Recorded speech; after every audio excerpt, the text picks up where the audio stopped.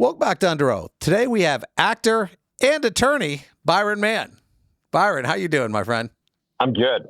Thanks. You got a hell of a plan B there, man. I got to be straight with you. I've been a lawyer for like 28 years. You did the exact opposite that I did, which I love, man.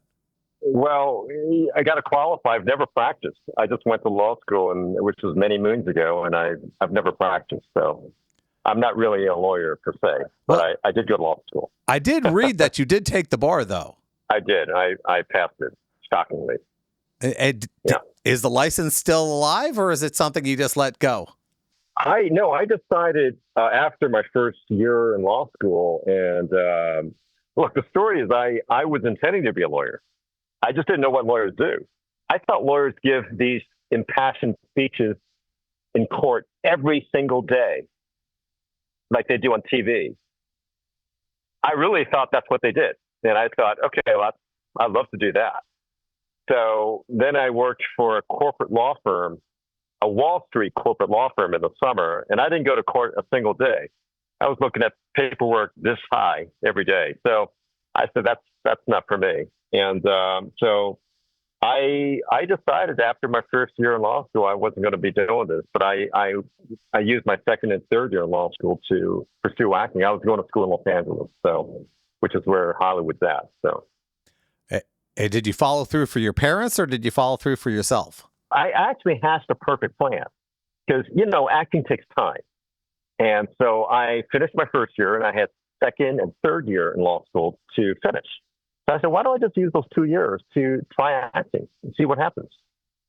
And that's what I did. I got myself an agent, went on auditions, booked a few things. And I think on my third year in law school, I booked an independent film, a small little independent film, and I was filming for 2 months. I didn't even go to class.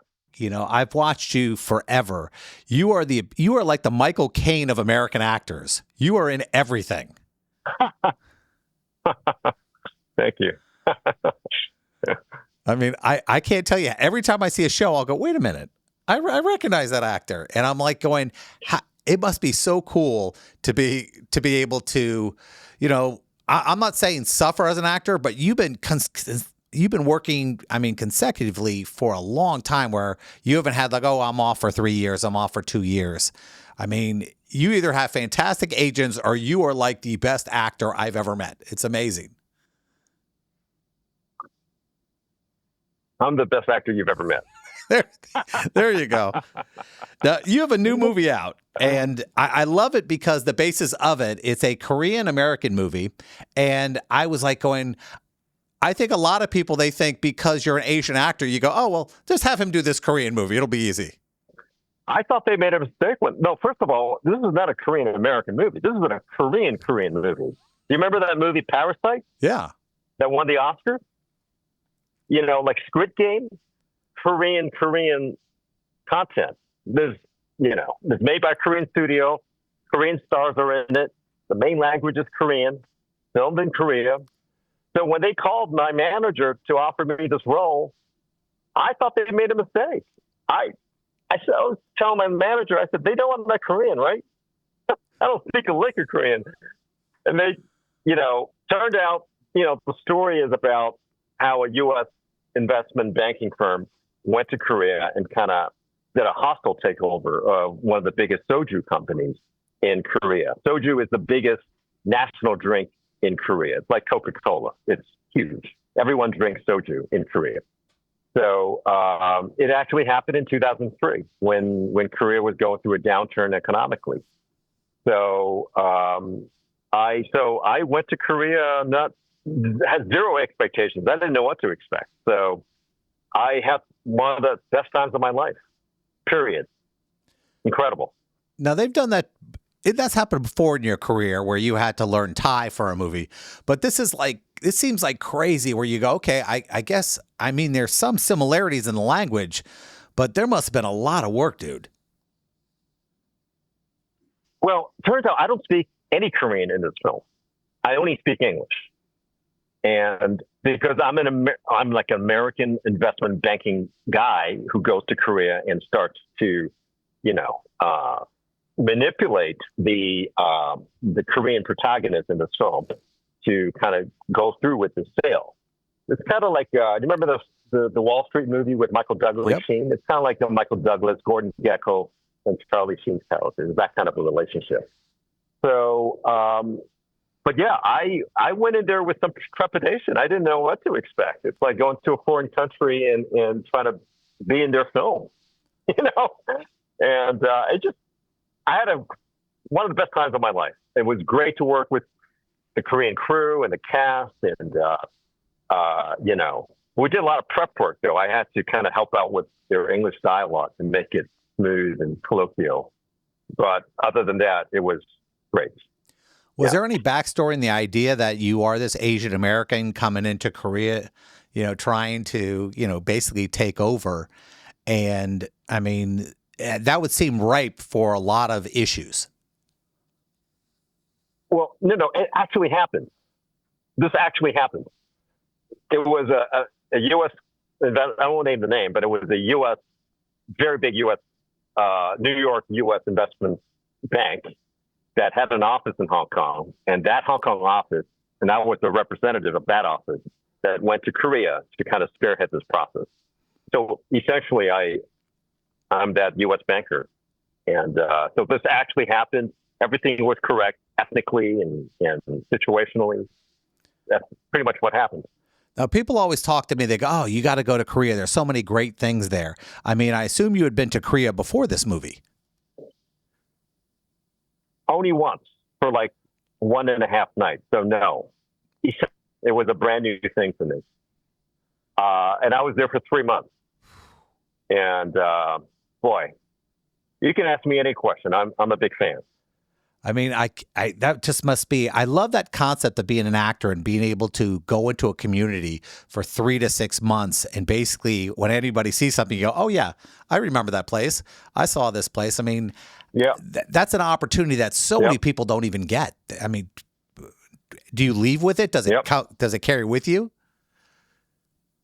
Oh yeah. I mean, I've been doing this for 25 some years, and I've been to many, many countries, and I've done the same process over and over again. So I've made friends. Some are in the film business, some are not in the film business, in a lot of different countries all around the world. And it's a blessing, man. I mean, I can't tell you.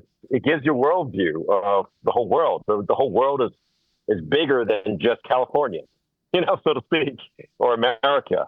The whole world is very big, right? So lots of different people, different beliefs, different religions, different practices, and so Korea was one of them. It was an experience. I think I ate Korean food for lunch and dinner for 3 months. Great. And I was cool with it. Man, that's such an amazing opportunity. The hardest thing for me, I think, as an actor would be you get offered this role, you go, well, where am I going to be? And then you got to talk to your family. You got to go, well, there's this offer on the table. It's about working in Korea for 3 months. Is that something you have to sell, or is it a discussion? Well, I'm single. Oh, well. So I just talk to myself. Okay. Well, that makes it easy. I talk to myself all the time. Yeah, I can't. And I didn't have any problems with going to Korea for 3 months. God, that's so amazing. And I can't imagine people come up to you and they ask you, "Oh, I know you from this," or "I know you from this." What do you think they connect you most with? Yeah. It happens a lot, I tell you. Half the time they look at me for more than like 5 seconds. That's when I know it's not going well. And half the time I think I know you from somewhere. There's 25% of the time go, did I go to high school with you? Or did I meet you somewhere like in this conference? Or did I work with you a couple? So that's usually how it goes. And then the other half, it's like, oh, they just recognize me right off the bat. And they name the specific movie or the series that I did. Yeah. Now you were also I could be wearing a hat, have a goatee going on, glasses. They still recognize me. It's just weird. Now, do you think when you go into like the Asian community, do people automatically know who you are, or do you find out that more Anglos recognize you? Whew. It's 50-50. It, 50-50. It's, I would say a little bit more males recognize me, men, because I've done a lot of action films that have a lot of action. Typically a lot of guys like action. So a little bit more, yeah. But it could happen anywhere, anytime. I asked that question because I'm friends with one of the Star Trek actors, Garrett Wang. And we talk about this every once in a while about how many jobs are open for Asian actors and everything else like that.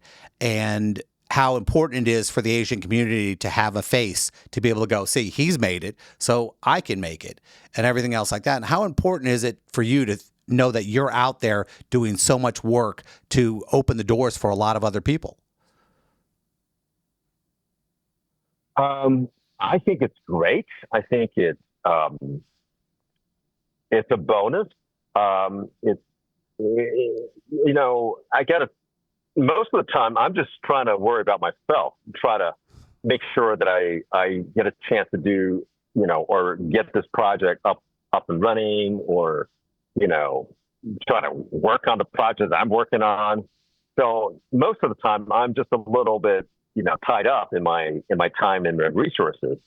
But I think the more you do, the more the community feels, represented. And it's just a wonderful, bonus, in my opinion. Work begets more work. And I think that in today's society, certainly in America, where it's very multicultural, I think the more you reflect the diversity of the population, the better it is, the better your show will be, because people will embrace it. I think about a lot of things. A lot of actors I talk to, they go, oh, this is my movie. I directed, I produced, I did all these things. And anytime you have to do more than show up, and act, people always say, yeah, I understand how much of a job it is. Have you ever had that great desire to, I'm going to produce something, I'm going to direct something, I have this idea that I want to put forward? I've done it. During COVID, I wrote and produced a romantic comedy. It's called The Modelizer. You can find it like on Apple TV and different. Yeah, you can Google it and you can find the movie. It was on. It's on Sky in the UK. Sky. It's in a lot of different countries. And I guess the question is I'm actually. Oh, sorry about that. There's a little delay in us, so I apologize. When you do something like that, is that an all-encompassing thing, or were you like, okay, now that I've done it, let me go back to just, I don't want to say just acting, because we know when you're doing everything, that's a 24/7 kind of job. It was 24/7, no question about it. I think it changed my perspective on my career. It was, just to make a long story short, it was a story about the place where I grew up. I grew up in Hong Kong, and it's a romantic comedy set in the world of international models in Hong Kong. So I stumbled upon this world. I learned about this world. I met all these real characters in this world, and I wrote a script about it. And I found a way to kind of put it together. And we filmed it at the height of COVID in Hong Kong. And 2 years later, the movie was sold to Vertical, which is a major U.S. distributor. And so I'm very proud that we got that up and running. But that movie changed my perspective of my career, in the sense that I now realize that I can, if I work at it, I can actually get stories, original stories that mean something to me, onto the big screen. Usually, if I'm an actor for hire, I just work on somebody else's vision, right? Somebody else's project, which is fine. This is great. But every now and then, you have a story you want to tell, and hopefully it's commercial enough that it would make some money in the theaters or in streaming. So I did that, And I also produced another movie that's coming out next year. It's called Till Him Till He's Dead. It's an action sci-fi movie, and it's very fun. It's very groundbreaking. You'll hear about it. And I'm about to do my next thing right now, actually, as we speak. But I'm going to be mum about it because we're not there yet, but very soon we will. So. Right. It's always exciting to be able to do different projects. I mean, for example, I've been an attorney. I've done some acting. I got a lot of stand-up. I write comic books. You know, the idea of always being out there and having that creative outlet to be able to do something else. Oh, I'd really love to do this. And one of the things I ask actors and other celebrities and athletes is there are these downtimes we have. And some people, it's tough to pull themselves out of it. Now, you know, being that you've been in this industry a long time and you've had ups and downs, what do you do when you're sitting here, little depression sneaking around the corner, and you're going, God, I feel like crap today. This is what I'm going to do to make myself feel better. I would work out. I was told by someone who owns a gym, and he said, he's a very close friend of mine. He says, if you're depressed, go work out. No one who, after a workout, feels worse than when they started working out. No one. So actually working out releases endorphins, which is a happy hormone, and makes you feel better. Go work out, be with friends and family, spend a couple hours every day working toward your goal. So it's just understanding things that you want to move forward with and feel good about yourself, which I like that. Some people use religion, some people do different things. So that's the first time anybody's ever said work out, which I actually love. It's a new thing. I appreciate that, man. I think it's true. Yeah. It's hard to get yourself to the gym, but once you do it, 2 hours later, you would feel better. Just physically, you'll feel better. Well, we've got about 2 minutes left. One thing I like to ask actors are, how they like to be directed. Some people say, hey, listen, let me do what I want to do. And others say, no, I want you to make it clear what you want from me. Oh, I want them to make clear what they want from me, because I'm there to serve their vision. It's not my film, it's their film. Right. So I want to go there and give them something that they want, and then some. If I can do those two things, I'm golden, But first of all, I need to understand what they want, and a lot of times it's the misunderstanding of what they want that causes problems. But if I understand what they want in the scene, for the story, for this character, then it's all smooth sailing usually. Well, the last question I'm going to ask, and it's always a selfish question I ask. I have a daughter. She's 18 years old. She's in theater school.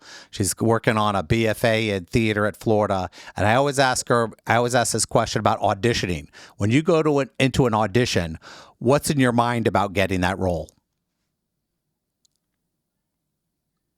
Well, first of all, it's self-tape these days. So you're self-taping at home or wherever you're self-taping. But I think the process is still the same.